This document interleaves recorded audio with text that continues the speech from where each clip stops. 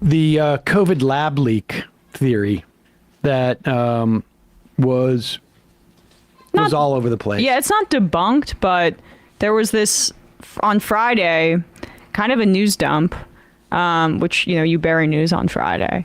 The government's long-awaited report came out about this, and I'm sorry, Hastert was from Illinois. I said okay. Ohio. Okay. I always do that. Oh, gotcha. Apologies. No, it's fine. But I just think we should highlight this COVID lab leak thing, not because, well, really because to counteract the fact that every time there's a story that comes out where there's speculation about the lab leak theory, it gets so much circulation. Like, this is an open-ended question. COVID could have been leaked from the Wuhan lab.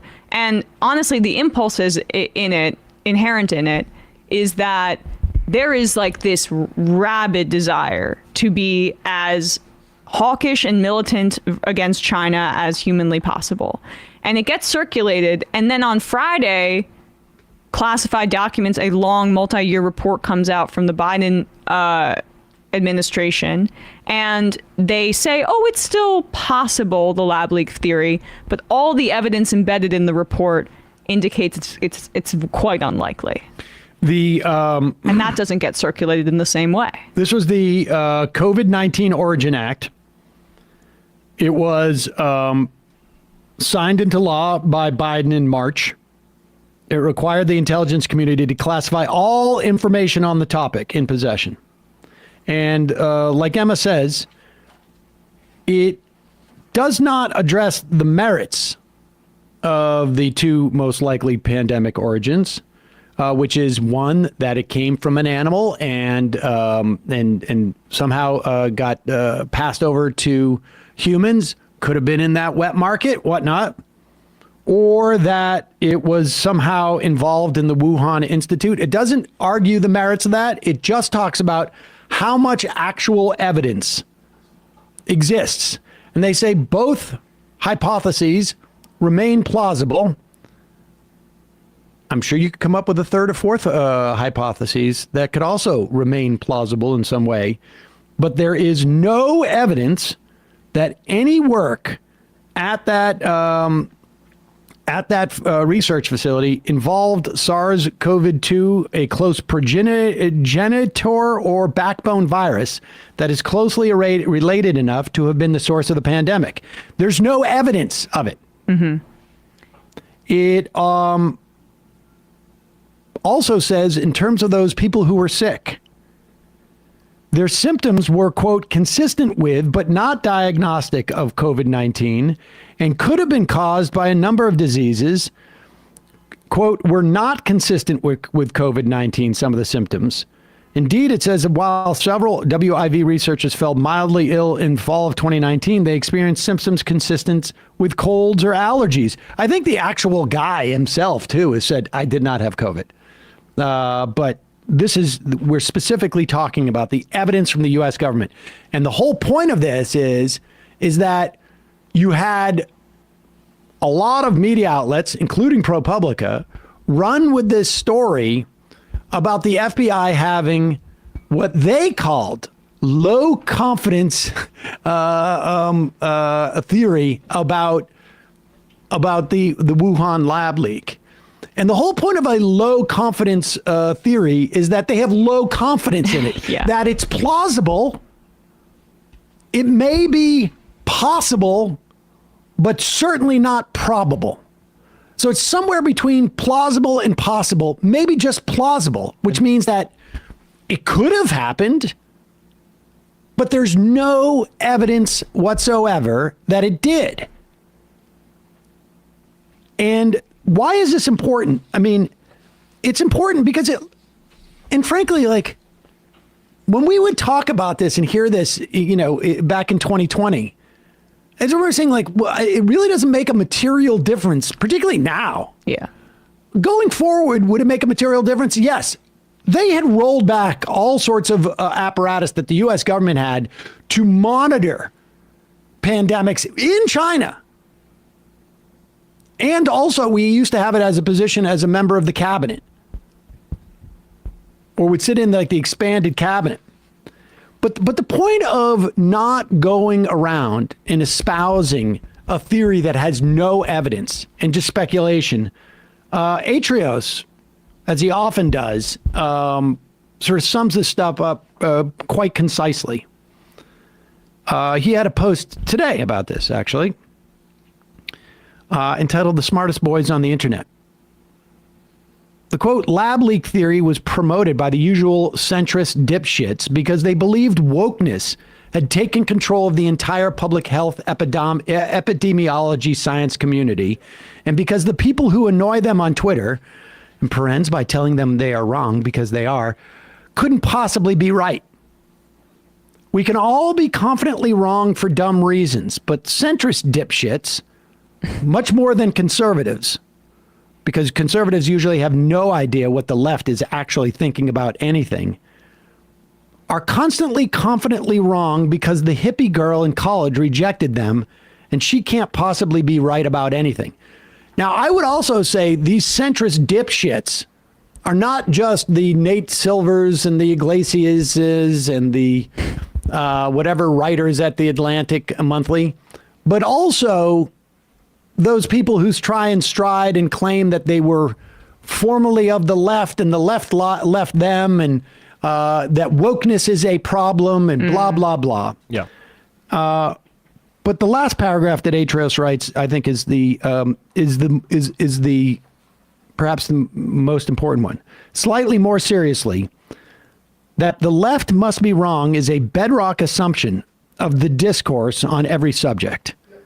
Opposition to the lab leak theory was branded woke because people were pointing out correctly that promoting the idea was contributing to a right-wing racist scapegoating campaign with worrying consequences for Asians and Asian Americans, and therefore probably shouldn't be just asserted as true based on vibes. Well said. Atrios doesn't miss. Never. Honestly, there's no better way to put that. Were there substantial evidence? But like it's, this, we're not sitting in bars shooting the shit. And this goes for, all those dipshits like Rogan and all the other ones. You're not in a bar shooting the shit with your buddy. You're broadcasting to hundreds of thousands, tens of thousands, maybe millions of people. And it's going to have implications for other people. So it's one thing to sit there and, speculate with your buddies in a bar. But just because you're being paid hundreds of thousands, tens of thousands, or millions or hundreds of millions of dollars does not give you the license to go and fundamentally make people's lives more miserable because you want some interesting content for your stupid ass podcast. And it's so funny too that those types, particularly the Rogan types, are conspiratorial about the deep state or whatever, and yet they do not apply any level of scrutiny to things like this, where there is an incentive for hawkishness within powers that be in Washington that might be inflating the concept of the lab leak theory just to drum up that kind of sentiment. I mean, even in the report, they felt the need to have to kind of cover their bases and say it's still plausible, but there's the evidence that then comes afterwards is all related to the zoonosis theory, which is like essentially the consensus among all experts in this field. And so that is why it's just so funny that they try to brand themselves as in some way like kind of unorthodox thinkers when they're falling for the same trap that traditional centrist corporate media types have fallen for decades. Including like, this is the Charles Murray playbook all over again, where we had to act like this guy wasn't a think tank gremlin propagandist, but was an actual scientist. It's like, it's you see this all everywhere now. Pediatricians are woke because they accept trans care. The American Library Association is woke because it accepts certain books. Epidemiologists are woke because of COVID and certain like institutes or concerns of equity with regards to that. And ultimately, like, we're going to hear this, like, it's woke to believe in climate science too. I mean, Schellenberger's already like one of those guys. So without a doubt. And the bottom line is you just need to if you're making public pronouncements and public speculation about things, you have to weigh the downside of your speculation. You're not Joe Rogan's not pushing the conversation forward on this. It's a question of whether or not people who are positioned to get evidence on this, those are the only people who are pushing the question forward. The rest is just throwing it out there and allowing, the chips to fall where they may. It's not in any way moving the ball forward or increasing the public's knowledge about anything. It's simulating that for their own views. Exactly. Yeah. There has never been substantial public evidence of a lab leak. And yet, I think if you were to ask the general public about the origins of COVID, there would be way too many people who think it's from a lab leak. China. Yeah. I mean, that and directly frankly plays into like hawkery. I mean, I've been trying to say this. Thankfully, the Biden administration seems to have cooled down the tensions for a bit with that Blinken visit in China. But for a while, it's just something to monitor, like this drumbeat that continues to I mean, it's bang. crazy. David and I, we looked at Trump last week when he was talking to what's his name, the Lego-looking guy from Fox News, Brett Baer. Okay. And he said, check out Truth the Vote. You go to Truth the Vote.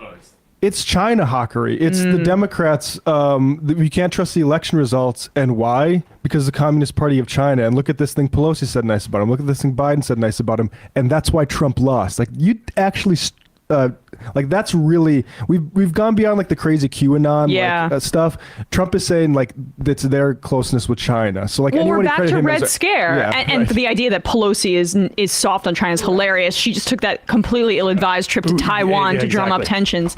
But it's just something that's why I wanted to play that Jesse Waters clip after you left yesterday of him doing man on the street and making fun of people in Chinatown on the O'Reilly factor. Yeah, and because I remember that one. Let's be clear, Jesse Waters with the 8 p.m. slot, you think that he's not going to lean into anti-Asian racism on his program, and China hawkery is not going to be one of the new frontiers of the right in this way? I mean, look out for it. Of course. It's scary for Asian Americans in this country, and then, of course, obviously, the militarism that could follow.